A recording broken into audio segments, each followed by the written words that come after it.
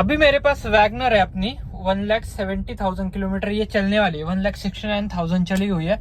और देखेंगे हम इतने किलोमीटर के बाद गाड़ी में कितनी रैटलिंग नॉइज है। अभी थोड़ा सा खराब पैच है, इस पर मैं गाड़ी को लेके जाऊंगा और देखते हैं कि कैसी कुछ ये रैटल करती है।